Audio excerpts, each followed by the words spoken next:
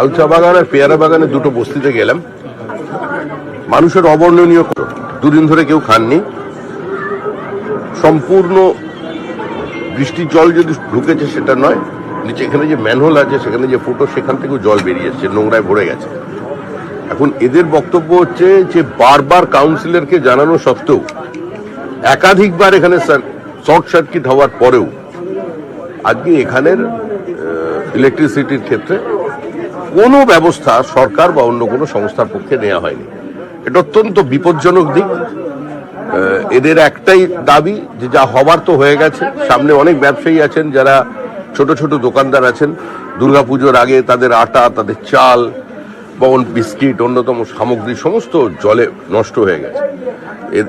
এই বস্তিটার মধ্যে অনেকের আলমারি চলে গেছে।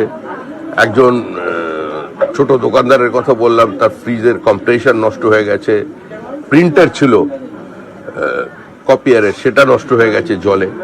এদের পাশে দাঁড়ানোর জন্য এখনো পর্যন্ত এই অঞ্চলে কোনো কাউন্সিলর, এমএলএ, এমপি কেউই আসেননি।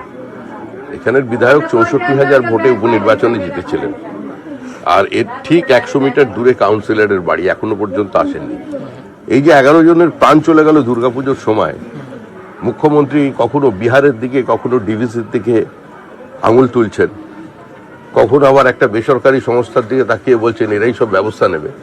কিন্তু আসলে কলকাতা শহরের মানুষের নিরাপত্তা কোথায়, সেটাই পেয়ারা বাগান বস্তিতে দাঁড়ালেই বোঝা যাবে, এবং এখানকার মানুষদের সঙ্গে কথা বললেই বোঝা যাবে যে বারবার এরা কমপ্লেন করেছেন, কাতর মিনতি করেছেন যে আমাদের লাইনগুলো খোলা আছে, একটু দেখুন, ব্যবস্থা করুন। আজ পর্যন্ত কোনো ব্যবস্থা শুধুমাত্র কলকাতা নয়, গতকালকে সোনারপুরেও বিদ্যুৎ স্পৃষ্ট হয়ে এক ব্যক্তির মৃত্যু হয়েছে। মানে সংখ্যাটা ক্রমশ বাড়ছে, জল এখনো বিভিন্ন জায়গায় দাঁড়িয়ে, মানে চরম খারাপ অবস্থা, বাসিন্দারা ক্ষোভ প্রকাশ করছেন। প্রশ্ন হচ্ছে পশ্চিমবঙ্গে যে সরকারটা আছে, এটা গত 14 বছরে পশ্চিমবঙ্গ রাজ্য সরকার হয়ে উঠতে পারেনি, এটা তৃণমূল কংগ্রেস সরকারই থেকে গেছে।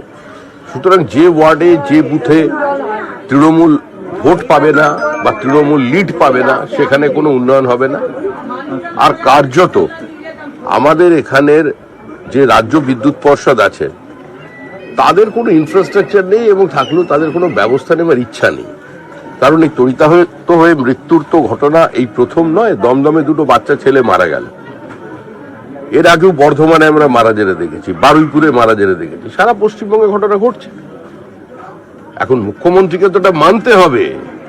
পশ্চিমবঙ্গের মানুষ, কলকাতার মানুষ তো অশিক্ষিত, মূর্খ নয়, অচেতন নয় রাজনৈতিকভাবে, যে এই লাইট পোস্ট গুলোর মেইনটেনেন্সের দায়িত্ব হচ্ছে কলকাতা পুরসভার, এবং তদারকির দায়িত্ব হচ্ছে কলকাতা পুলিশের। আর যে সার্ভিস প্রোভাইডার আছে সেও তার দায়িত্ব, দায়বদ্ধতা থেকে মুখ ঘুরিয়ে নিতে পারে না। সিএসসি কেও চিন্তা করতে হবে, কিন্তু আসল দায়িত্ব তো এই সরকারের।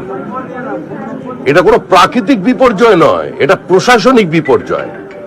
তৃণমূল যে সরকার চালিয়েছে তার কারণে আজকে মানুষের এই অবস্থায় আছে। মেয়র পরিষদ নিকাশী তারক সিং বলছেন যে নাগরিকদের উপরই দায় চাপাচ্ছেন, বলছে জল জমে থাকলে নিচে নামলে শর্ট সার্কিট হবে, তো আত্মহত্যা জেনেই মানুষ রাস্তায় নামছে, মানুষকে সচেতন। এটাই তো তৃণমূল কংগ্রেসের দর্শন। অভিনন্দন জানাচ্ছি যে অত্যন্ত সত্যটাকে তিনি সহজ সরল ভাষায় মানুষের সামনে তুলে ধরেছেন।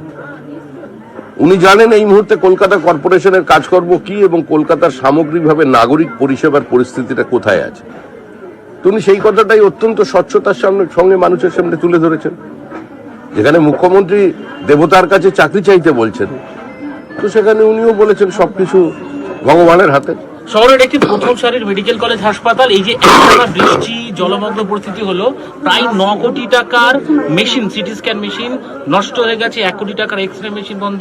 আজকে সকাল থেকে মানুষ ফিরে যাচ্ছে কালকাটা ন্যাশনাল মেডিকেল কলেজ হাসপাতালে। এর জন্য হয়তো অমিত শাহকে দায়ী করবেন, কিংবা নরেন্দ্র মোদীকে দায়ী করবেন, কিংবা বলবেন ডিভিসির চক্রান্ত, যেগুলো উনি বলে থাকেন। যতদিন তৃণমূল কংগ্রেস পশ্চিমবঙ্গে ক্ষমতায় আছে, বেশি দিন নেই আর, কিন্তু যে কটা মাস আছে এই দুর্ভোগ পোয়াতে হবে।